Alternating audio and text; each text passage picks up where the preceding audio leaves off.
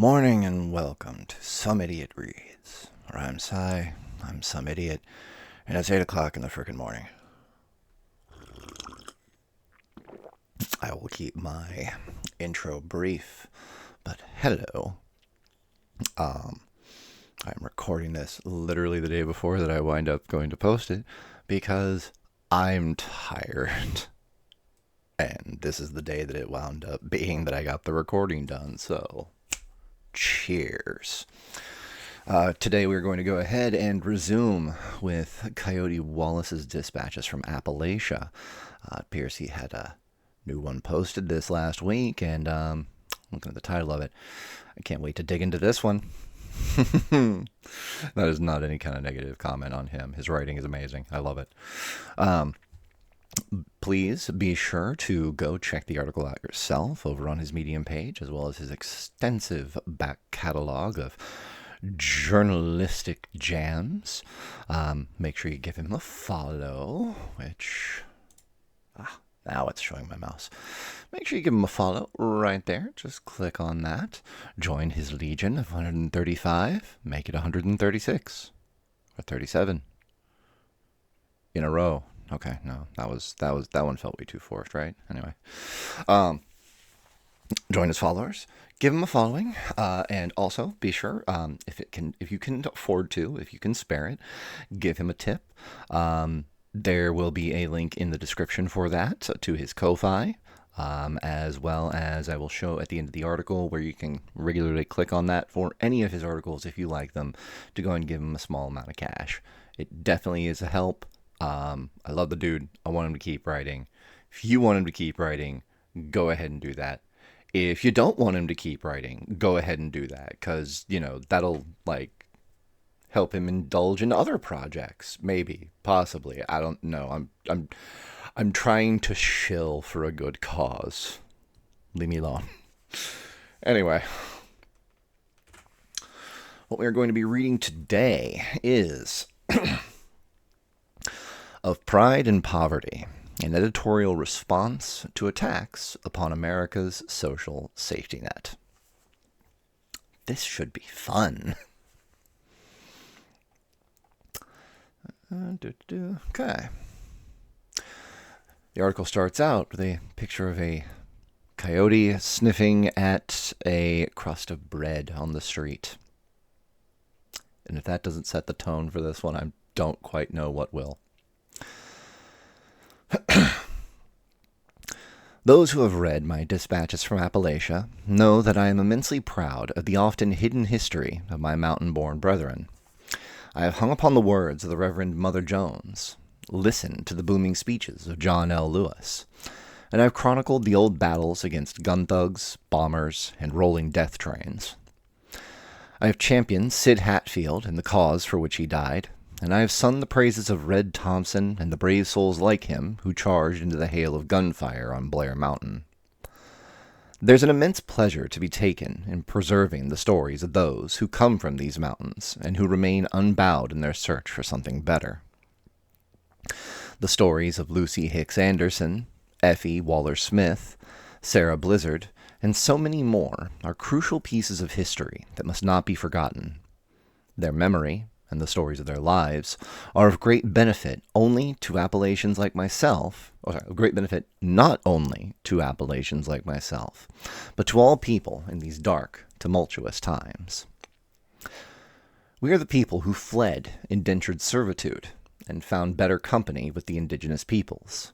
We are the immigrants, far-traveled and desperate for a better life, conscripted into King Cole's service.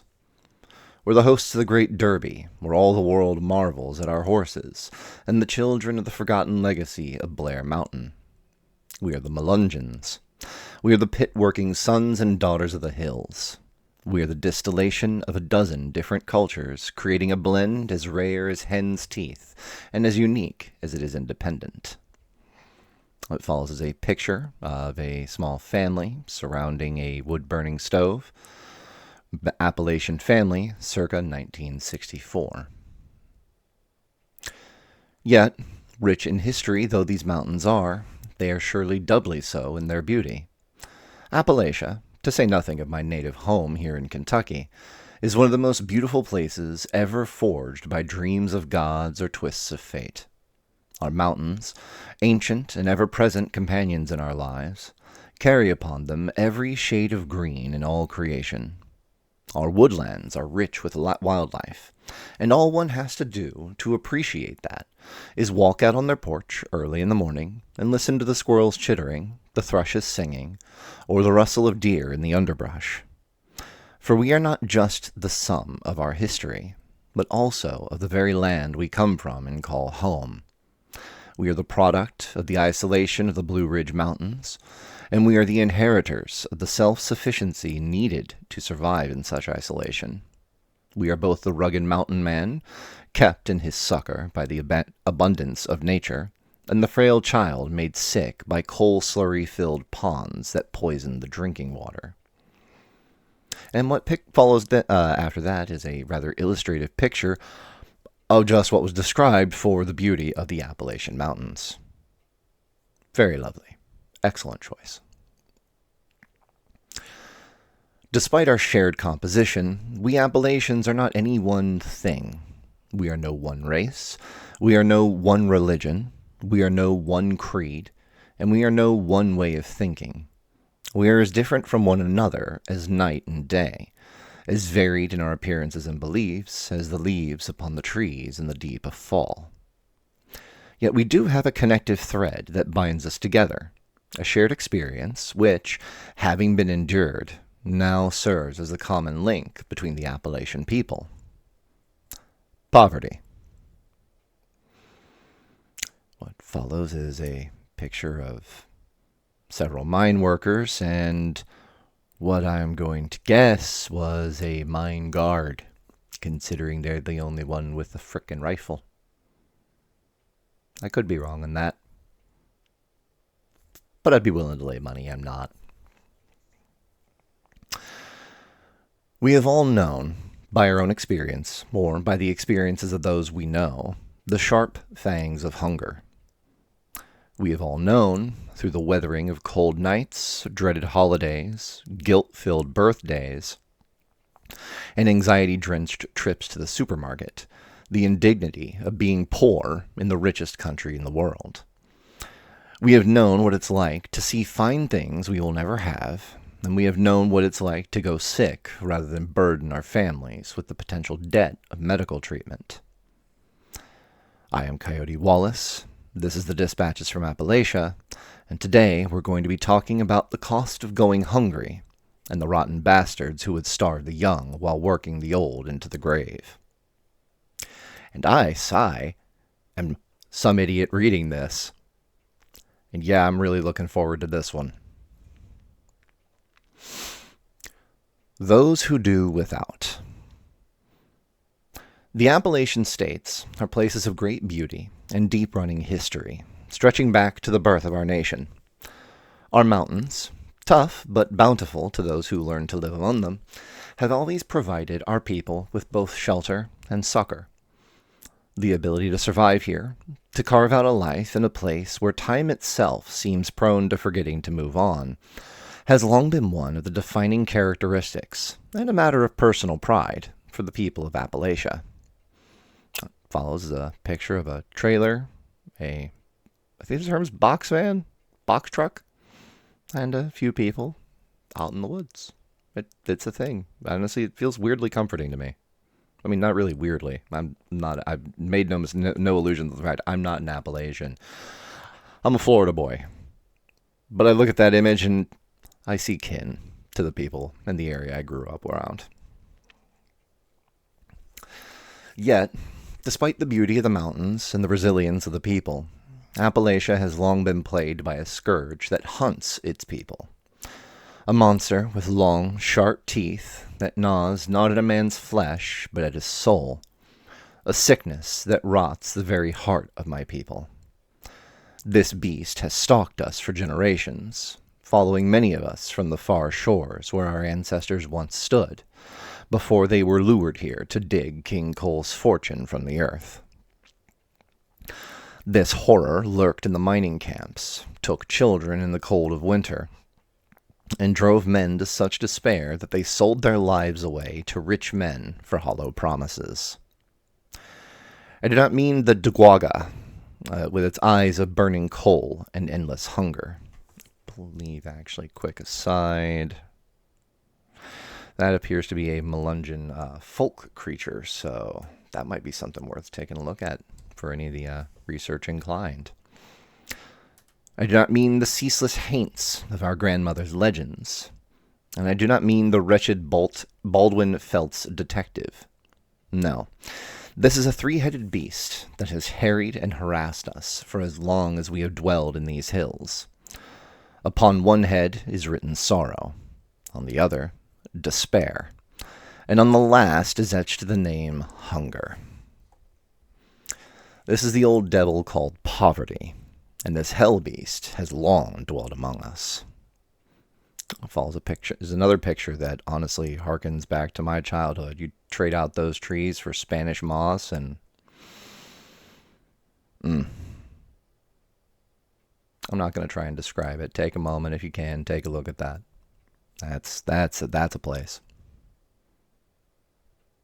God, that takes me back.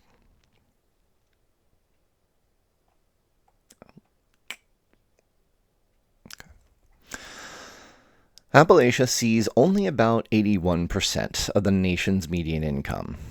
Our people are poorly paid compared to the rest of the country. Our poverty rate, depending upon which regions you examine, ranges anywhere between 6.5% and 45%. Nearly half the people in our region live hard, and for many, it's all they've ever known. This condition may seem self-inflicted, but that would be a mistake. We live in a region that has been abandoned by the so-called men and women of industry, who dare not infringe upon King Coal's workforce. A place where new jobs are rarely seen, and where the few available feel like cruel kicks to the dignity of those who once risked their lives to haul black coal from the depths of the earth. This lack of opportunity breeds hardship, crime, and desperation, each driving Appalachia further into the pit of pauperism. Of course, every election cycle, politicians come around and make promises of a return to prosperity for the people of Appalachia. New plants, new factories, new investments to bring in business. Such promises are the fairy tales told by soft-hearted Democrats and Republicans with as much integrity as used car salesmen. Yet we have endured, have we not? Poverty, once you have known it for so long, becomes second nature. When you are born into it, you do not recognize the damage it does until you first meet someone who can afford 3 square meals a day. You adapt, much like a whipped dog adapts to the temperamental nature of comfort. You learn to never fall in love with a place because any home can be taken. Yet you fear the loss of even the smallest possession, for you have no means of replacing it. Follows a picture of politicians talking to family people, and is captioned, "Old Broken Promises." The only reason a person can survive all that, the only reason they can keep their head up in the face of a system designed to devalue the poor, is because of the social safety nets provided by the government. Free lunches for children, SNAP benefits for the hungry, welfare for the needy, Social Security for the disabled and for those who have paid into the system.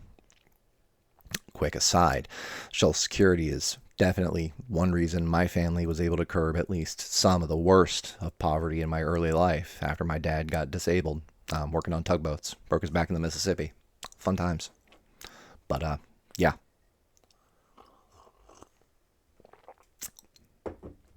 In Kentucky alone, over 225,000 children and 73,000 seniors depend on SNAP benefits to eat. West Virginia has nearly identical numbers, with more than 277,000 people, nearly 16% of its population, on food stamps just to keep themselves and their families fed. In Virginia, the numbers double, with over 827,000 people relying on the SNAP program. And that's just one program. Just one. Another picture. Which again, I encourage. Take a moment. Look at it. Take that in.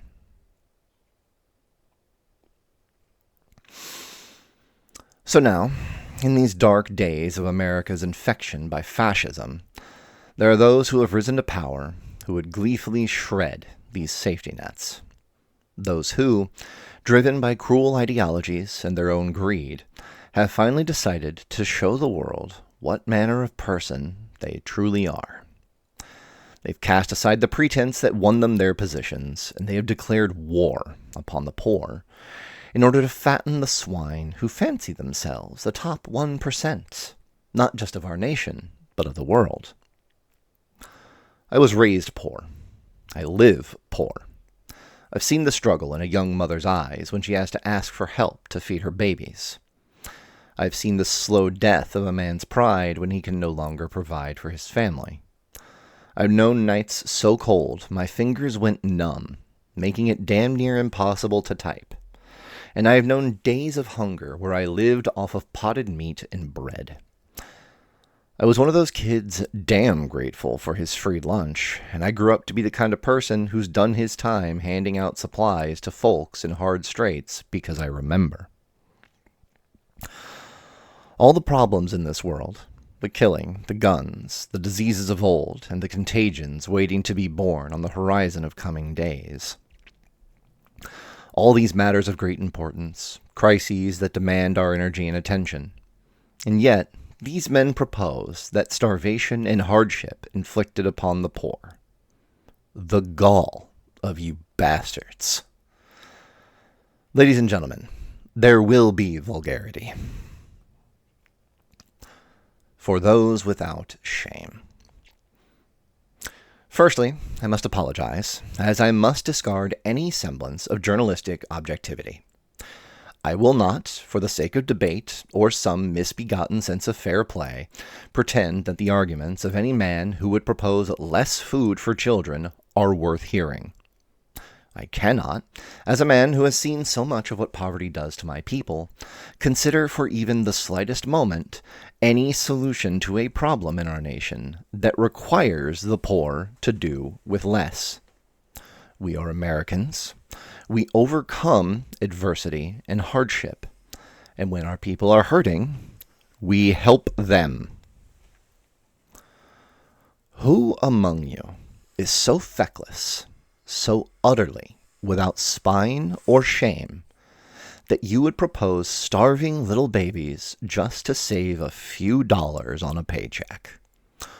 Would you look at their mothers in the eye and tell them that you think they are the parasite class, as Elon Musk has contended?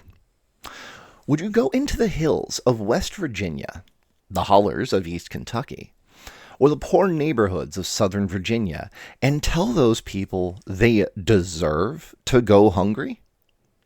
Would you stand in line at a school, and when that little boy walks up with holes in his jeans and a hand-me-down shirt 2 sizes too big, tell him that he has to go without food that day because of his family situation?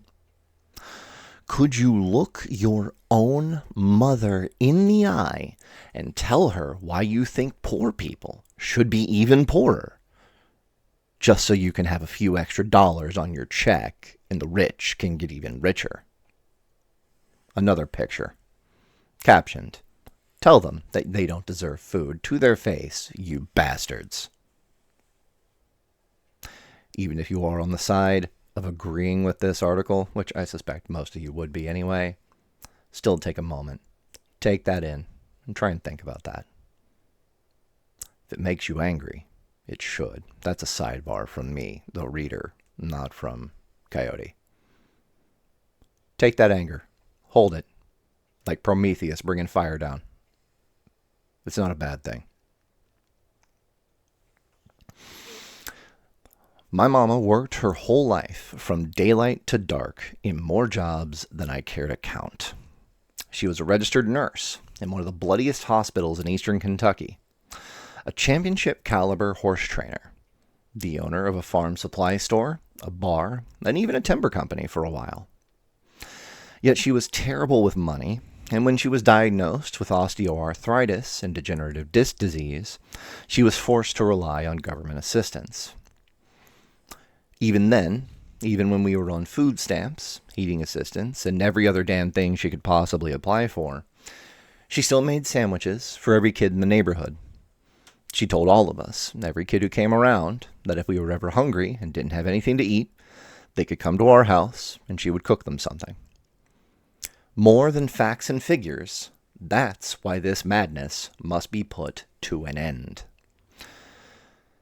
You see, we cannot afford to live in a world where the kind of person my mother was is looked at as a liability by our government. We are not just a nation, we are a community. And a community must take care of each other. We must help each other. We must reach down, even when it hurts, to pull up those who have fallen. This is not a burden placed upon us by a system, but an honor. Because when we give of ourselves, we improve the world around us. Another picture. Caption. Explain to her why she doesn't deserve to eat, you rotten sons of bitches. Again, take it in.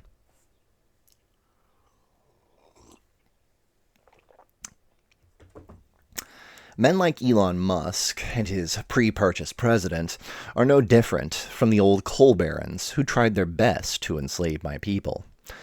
The ones who broke strikes by starving men to death, forcing them to work for the cheapest possible rates. Hell, I'm pretty sure that Timu's Tony Stark there is the son of a mine owner. Not coal, no, but emeralds, right? Let me tell you an old lesson from Appalachia. There are no good mine owners. None. Every cut to these programs means another family will go hungry. And God damn it, that is intolerable. That is madness. We, as a people, are better than that. Tax cuts for the rich are one thing, and we all knew when this administration came to power that the rights of many would be trampled underfoot. Those in power have no secret of their intentions. They are brutish, and too pig-fucking stupid to attempt subterfuge.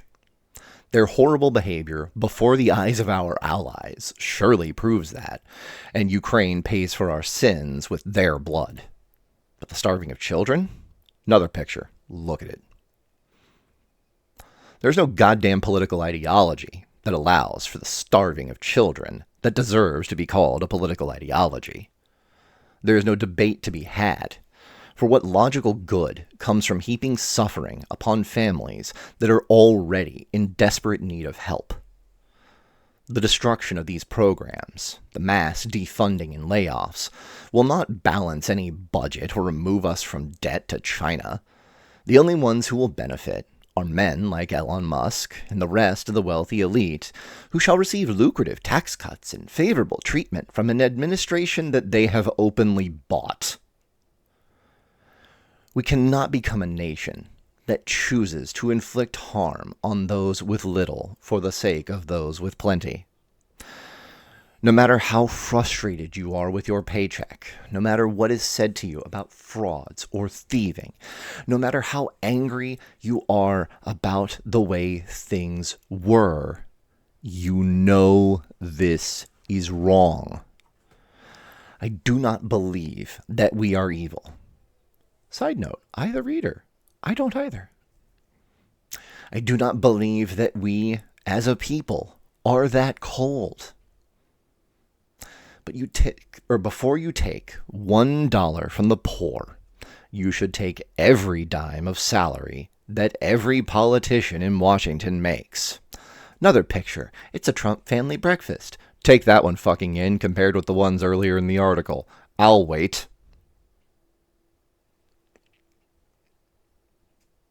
I mean, if you're so concerned with wasteful spending, and if the state of the nation is such that we are too broke to feed our poor, then we surely are too broke to pay our rich. But that's not it, is it? No. For the lack of logic behind these cuts, proposed by the Republican Party and inflicted upon the American people by a president who loves only himself, it's woefully transparent. This isn't just greed. It is focused cruelty with the intention of doing harm to a people who only wish to live. What do you imagine the future holds? Do you believe this will restore the world to such a state that you shall be forgiven for the hunger, the hardships, and the deaths? When some old woman freezes to death in the winter because she no longer has heating assistance, or when some baby screams through the night because of its empty belly, do you imagine it's going to be forgotten? Because I promise you it will not. Another picture, smaller one, which is actually really fitting and nice. J.D. Vance's dining room. Oh, fuck 'em. You will live to look your grandchildren in the eye when they ask you why you supported starving people. You will have to explain yourself, and that will be a far worse reckoning than anything waiting for you in the next life. You will live to be the villain, remembered by history as someone who valued a few measly fucking dollars over the lives and health of those less fortunate than you. I do not appeal to your humanity, for if you have supported this obscenity, I doubt your humanity at all.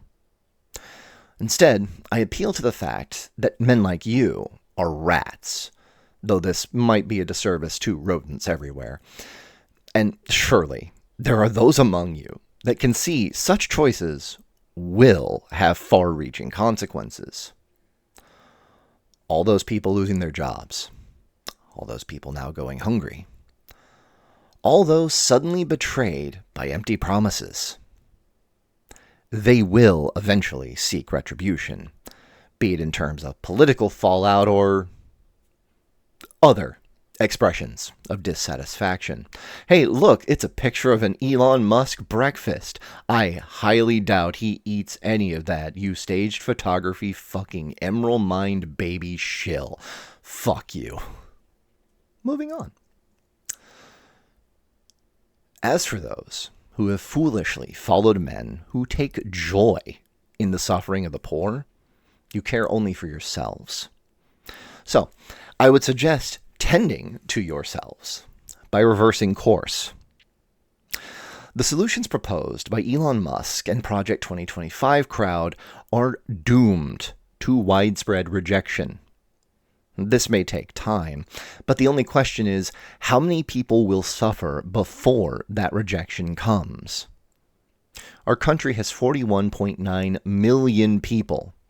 That is a 419 followed by an additional 5 zeros on some form of food-based assistance. Apologies. 5.9 million Americans are kept warm by the Low-Income Home Energy Assistance Program. Over 72 million are on Medicaid.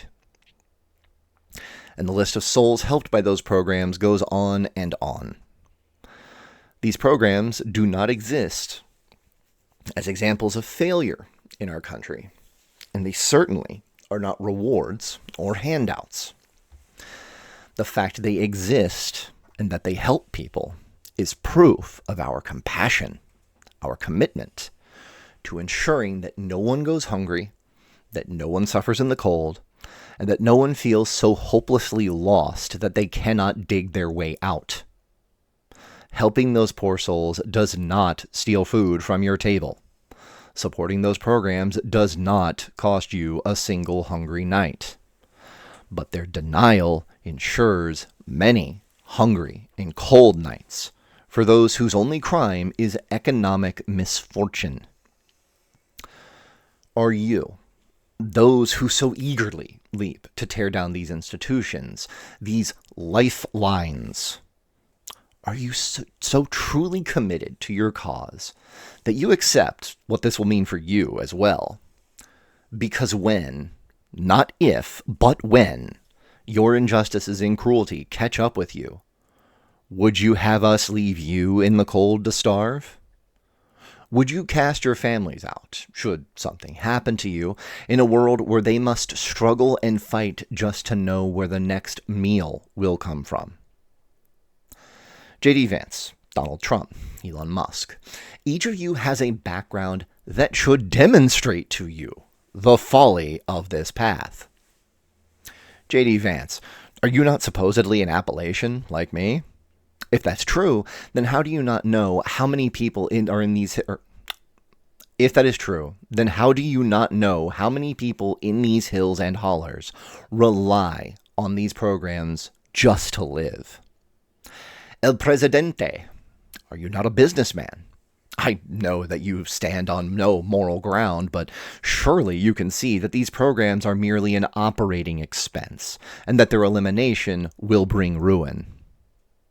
Elon Musk, do you not claim to be a futurist?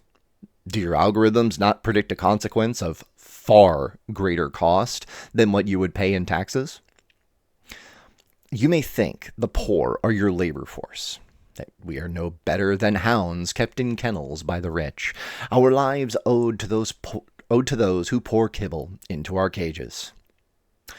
Yet, as a gentleman, I feel an obligation to remind you, there is nothing quicker to bite than a hungry dog. If you deny people their basic necessities, food, shelter, warmth, they will turn on you. Maybe fast, maybe slow, but they will turn on you. Final words and calls to action. I know that in times such as these, it can be difficult to keep your head up amidst so much sorrow. The desire to look away, to hide our heads in the sand, and wait for the matter to resolve itself, is strong in the face of so much hopelessness. Increasingly, it feels as if goodness is sorely outnumbered on the streets of America, and optimism about the future is scarce, to say the least. The sheer ugliness of cuts across education, healthcare, and the social safety nets that protect those who have fallen on hard times make it difficult to even consider mounting a fight at all. But my friends, we must fight. These attacks on our social safety nets must be answered, not just by the politicians of the Democratic Party, but by the citizens themselves. There can be no doubt that any measurable cuts or impediments placed upon these programs will be met with a swift rebuke by the American people. Any politician who does not fight to your satisfaction on this matter, vote them out. Any politician who dares to gut these programs should be run out of town on a rail. Call your representatives and let them know how you feel about threats to the poor. Tell them how you feel about these planned cuts. Let them know whether or not you think tax cuts for the rich are worth more than feeding youngins who need to be fed. Now, because these cuts are likely to come regardless of what even the best-intentioned politicians do to obstruct them, we must prepare. We must accept, for a time at least, that a great many people in our communities will face hardships that they may be ill-equipped to handle. Donations to food banks, local efforts at volunteering, and the cultivation of strong communities that look out for each other will be our best stopgap measures. For you see, while we must fight this administration and its efforts, we must also commit ourselves to battling the fallout from what this administration has done. We must not only be warriors for the causes of equality and justice, we must be protectors and guardians of those for whom the American dream has become a never-ending nightmare of small paychecks, big grocery bills, and uncertain futures. We, not merely the Democratic Party, but the very forces of decency in our nation, have a secret weapon in this conflict. A weapon unmatched by the forces of fascism or the conjuring oligarchs who fancy themselves rulers of the American people. A weapon that they both fear and, paradoxically, underestimate. And that weapon is you. Organize. Build networks of assistance. Stand by one another and protect each other from the cold winds blowing out of Washington. Those in power may pass their laws. They may outlaw the truth or even the very existence of our friends. They can sick the law on us as if it were an attack dog, and they can place their boots upon our throats. But they are weak when we are united. They are afraid when we stand shoulder to shoulder. You can help. You don't have to change the whole world, and you don't have to hit the streets in protest. All you have to do is take one moment out of your day to either call a representative or help organize ways to assist those in need. Work with your local schools to figure out how to pay for lunches for the children who would otherwise go without. Work with your communities to create better ways to help those in trouble. Be the type of American that once looked toward the moon and dared to dream they could stand upon its surface. Be the sort of American who knows that the only good chain is a broken chain, and that so long as one man is not equal, none of us are equal. Be the sort of American who understands it's better to go into debt than to starve our children.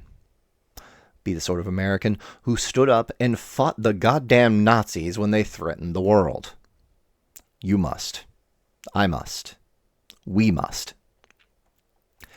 If the forces of fascism and greed believe that the deprivations will further fracture us and make the people of America easier to work like dogs for far less than they deserve, then let us show them that they are wrong.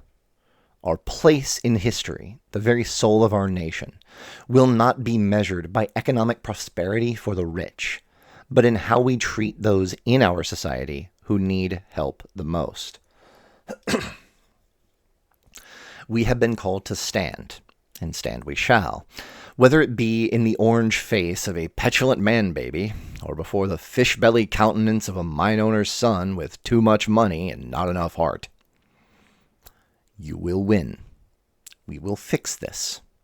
And there will be a reckoning for those who have profited from the suffering of others. I believe in you, Coyote fam. Solidarity forever. And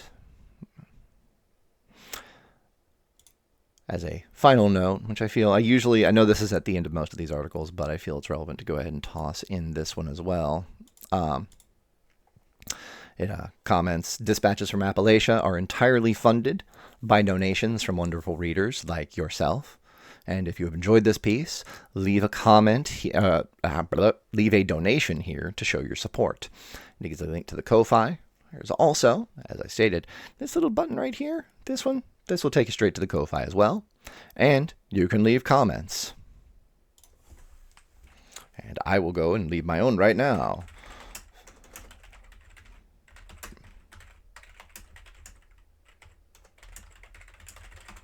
There we go. And go leave your own comment on the page, either after hearing me read through this or going through and giving it a read through yourself, taking that in. Go leave a comment and also give it a clap right there, just like that. Give it a clap, and if you can't afford it, go ahead and give a tip. It does help. And that's where I'm going to stop on that one. I don't really feel that there's any need for me to give any kind of ramble after that.